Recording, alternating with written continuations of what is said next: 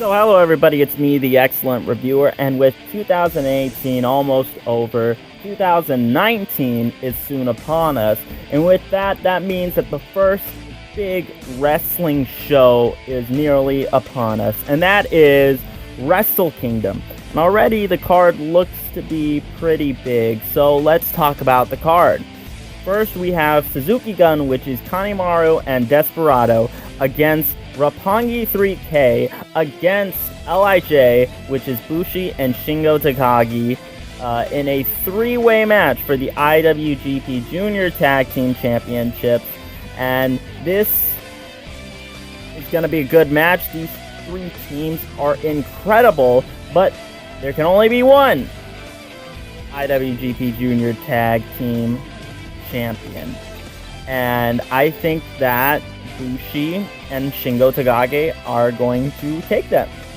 I think that they're going to take it because it seems as though they've been building Shingo Takagi to be one of LIJ's next big stars. They seem to have big plans for him, and that much is evident because they, with him, along with Bushi, was able to make it to the finals of the Super Junior Tag Team Tournament, and they have something big planned for Shingo Takagi. So I'm going to say that Shingo Takagi and Bushi as well take the IWGP Junior Tag Team Championships, and that Shingo Takagi has a bright future ahead of him.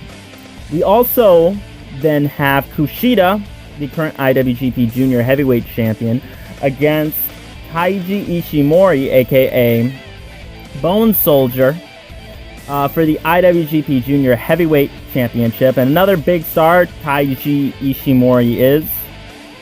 Forgive me for if I pronounce these wrong, but another huge star with Ishimori. And I honestly think that they are going to put the title on him. It makes sense to put the title on him. He sort of had, a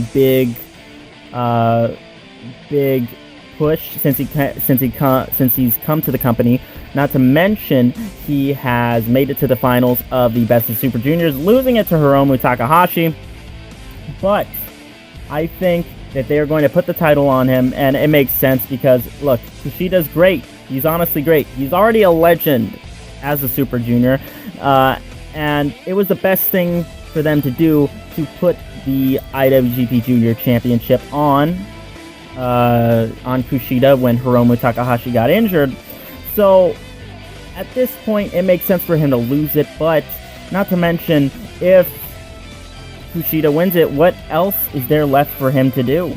There's nothing really that much left for him to do. I mean, he's already won Best of the Super Junior tournament. He's already a multi-time champion of the division, not to mention all of his wrestling accolades. But there's nothing much for him to do as a Super Junior. As a junior heavyweight, there's nothing much for him to do aside from a run with the Super Junior tag titles. Other than that, I don't see Kushida having that much for him to do left in that division. And maybe him losing the title to Ishimori could be a good way for him to transition to becoming a heavyweight. Doing something in the heavyweight division. That could be something worth note. So after that, we have Tomohiro Ishii against Zack Sabre Jr. for the British Heavyweight title, Rev Pro title.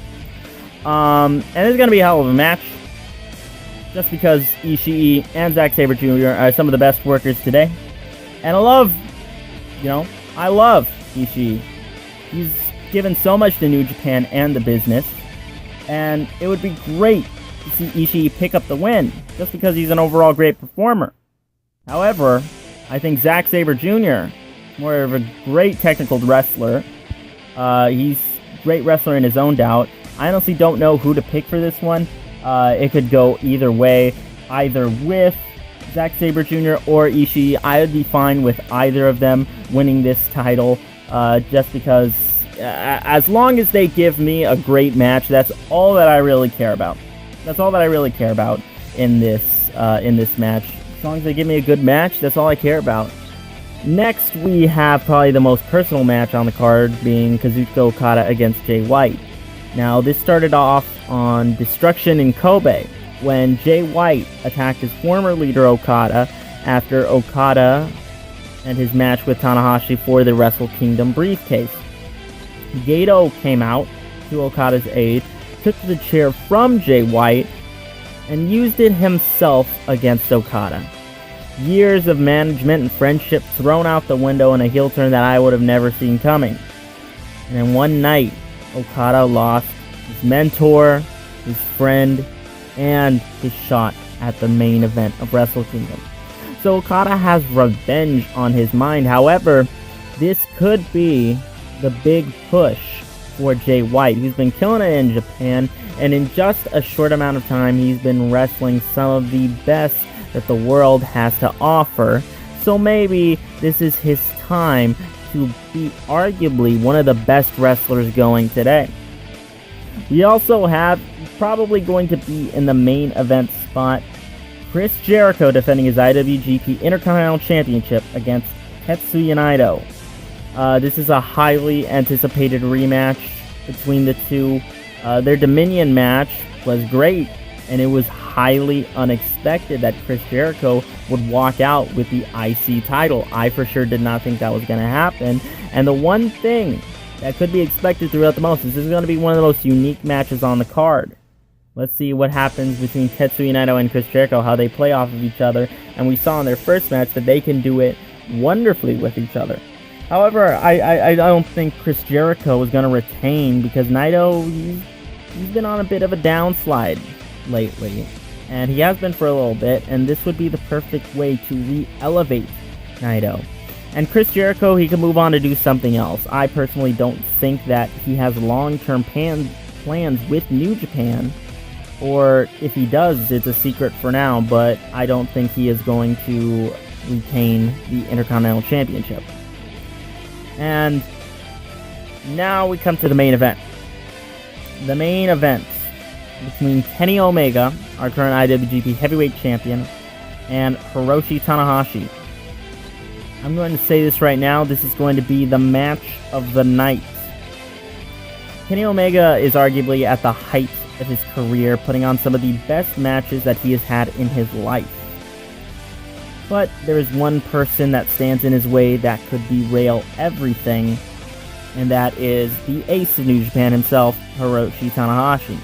Now, Tanahashi has had an incredible comeback story, had an incredible G1 climax, winning the whole entire thing, and is one of the all-time greats of New Japan Pro Wrestling. And in his most recent years, he's been taking a back seat from the main event spot, especially at Wrestle Kingdom. He's been more so putting over new talent, also a former IWGP Intercontinental Champion, and he's been sort of taking a back seat to the main event scene. But he's back once again to main event another Wrestle Kingdom.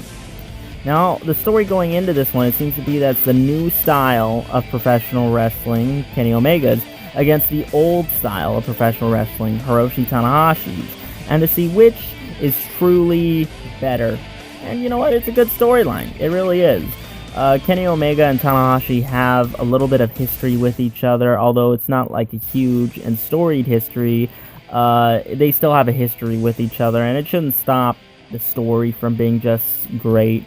Now, I'm going to say that Kenny Omega is going to take the match. I think he's going to win it, just because he really is the hottest thing in pro wrestling right now. And I don't think that he's going to lose the title so soon. And I also don't think that he is going to lose just so he could join to WWE. I don't think that that's going to happen anytime soon. I see him holding that title for quite a while.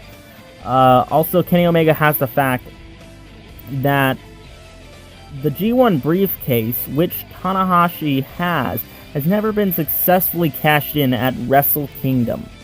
I know what the WWE fanboys are going to say. They're going to be like, you can't use cashed in, but look, guys, it's a briefcase.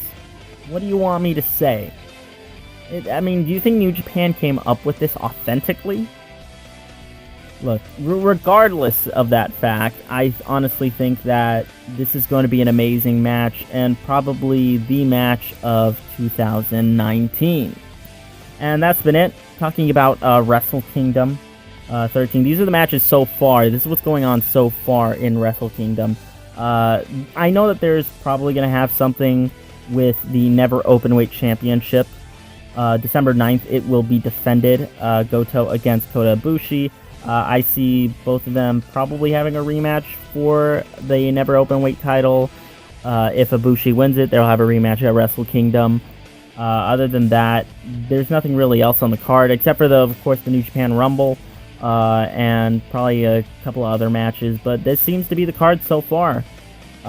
It seems to be like it's going to be a hell of a match, hell of a night for professional wrestling, especially in Japan. And I think it's just going to be great. So I'll see you guys later. Make sure you hit that like, share, and subscribe button. I've been Samuel, the aka the Excellent Reviewer, and I'll see you all as soon as I can. Goodbye and good night. Bang!